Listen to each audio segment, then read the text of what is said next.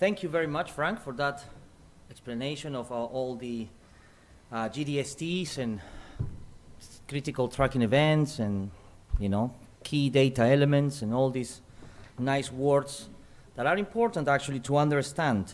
And in the last slide, I mentioned that we wanted to become, the MarinTrust aims to be the intelligence center for marine ingredients.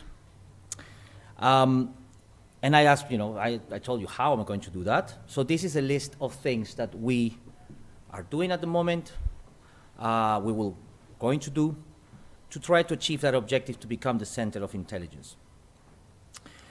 We have pilots which we're going to explain. I'm going to explain about one first pilot that we did in the UK. We have a pilot that we have been involved here in Peru, which Eric will explain in a minute. And one of the things is that we need to target more, future projects for further testing. And this is why we're here too, to get your, that you see this, and then in the future, at some point, maybe you think, okay, let's start a conversation. One of the other points is to create international partnerships to help improve marine ingredients inclusions and visibility. And that's what Frank has, finished his touch. Like, we don't need that. Let's not make that marine ingredients are, overlooked, that are missed, that are not, discussed about. And it's with them that we're working in order to make this happen, to make marine ingredients activities more visible within the GDSTs, within many places. So one of the other things that I want to explain to you is about the pilots that we have done. And one of those is the first one that we did. It was in the UK, and it was called Sea Trace, and it was in 2021. We worked, this project aimed to examine, the feasibility of implementing a system to promote traceability of marine ingredients in the UK from a variety of byproducts. In Europe, in the North Sea, we have seen that there is a great usage of byproducts. They use a lot of byproducts in there. And we did this test in the UK initially. So this project identified that, key stakeholders from across the supply chain. We had the support from fish meal producers to retailers in the UK. All of them giving us their expectations, where they were, all their insights, which was very useful. With those, we mapped and identified all the different critical tracking events and relevant KDEs for the marine ingredient industry. Because you have seen the list that Frank showed.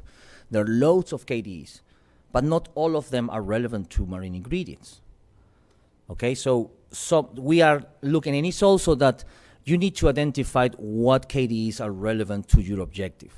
You mentioned there's social and all of those. We are at the moment focusing on IUU, illegality, and what it is that you need to focus on that. And also we test in this one the functionality, we evaluated the different functionalities of the traceability systems. None of these systems that we saw were blockchain. None of them. However, there were other types of software in there. So blockchain is a buzzword, but it's not the only solution in here. There are other systems that can be worked. However, we looked into this project if blockchain is feasible, and yes, it is. However, it's a big step to take because we're focusing here on byproducts. The first in this pilot, we identified the source of byproducts. So what information do you receive? What information do you collect? What information do you request? This is the questions for the fish meal plant, for example. In this diagram, we show some of the different ways to source byproducts from fish, aquaculture, wild caught. We have also fish processors, big, small. We have collectors, that collect all the different byproducts from all the different fish processors or small fish processors. So there are different activities that needs to take into account in order to map this, to understand what it is how byproducts travel and what information is needed. And if there is information in there, why hasn't been passed? From here we ask, what information is the one that travels from one place to another one? in which format. And that's what Frank mentioned, the what, the how. From this, from this part, we went to track, the byproducts. So we then mapped all these critical tracking events and key data elements that are relevant from the industry, from fishing or aquaculture to processing of marine ingredients, dispatch, so chain of custody in this case. I'm not going to explain all the things in details because they have been explained by Frank a bit. Then we're going to have Eric explaining about these parts. But here it is, the important bit is that in this part we have included the fish processor. The fish processor, which is here, in order to show you the level of detail that you need to go in order to understand the different activities, to map it clearly, to create the guidance, that then those guidance will go to the who. So then that who will be able to know what and then how to put it. Okay? So this is important to put in here because the value chain, it's from fish meal to retailer, and the byproducts it's a part that enters and it's very important. So here, what the information passed into all of this, it's for example, the fish species. The question here is how all these critical tracking events are connected. At the moment, they are connected, but it's not confirmed. There's information that passed, but in different formats, in different ways. So how these talk to each other? So the lesson learned from this pilot were that it was successful in developing the first draft of relevant key mapping elements, the relevant KDEs and the relevant critical tracking events, following the GDSTs, and also, demonstrating the complexity and variability of processes in the supply chain.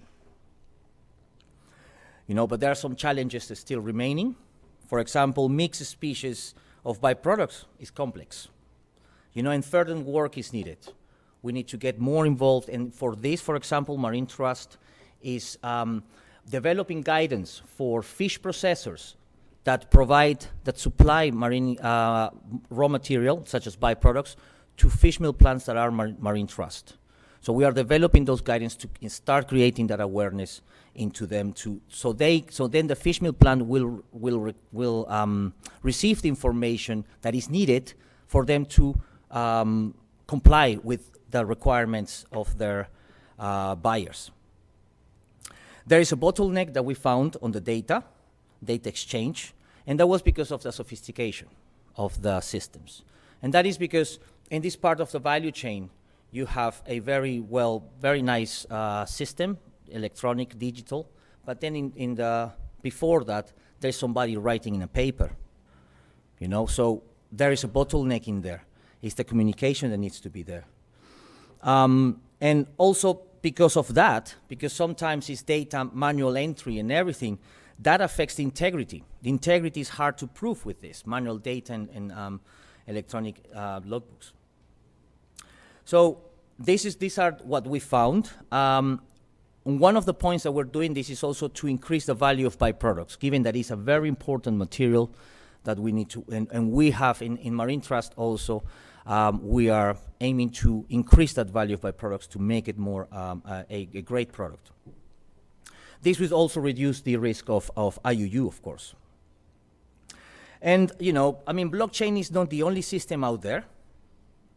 However, it's a technology that is a current trend. It's a buzzword. People go, ooh, blockchain, what is that? And it calls for business to test it sometimes. It's sometimes attractive to test it. And in Peru, we had very proactive participants that did this test. And they actually tested their technology to see if actually blockchain is a possibility. I will just briefly introduce the Peru pilot, but then this will be continued by Eric in a minute. So we participated in these pilots in which, we assessed the next steps is really testing this traceability. And they're focusing on the connectivity between the critical tracking events using the different technologies, such as blockchain. and following everything, following the GDST standards. Some of the key points from these pilots were that it's a single species, which is anchovy. It is within one country, because it was in Peru. It was an industry-led. It was an initiative of the industry, for the industry. And it was a need that the industry wanted. And it is the need to satisfy the shrimp industry. And it was tested from fishing to feed dispatch. So it was a long chain. I'm not going to talk too much about it because I know Eric will be explaining to you about these interesting findings. So please, Eric, join us in this thing.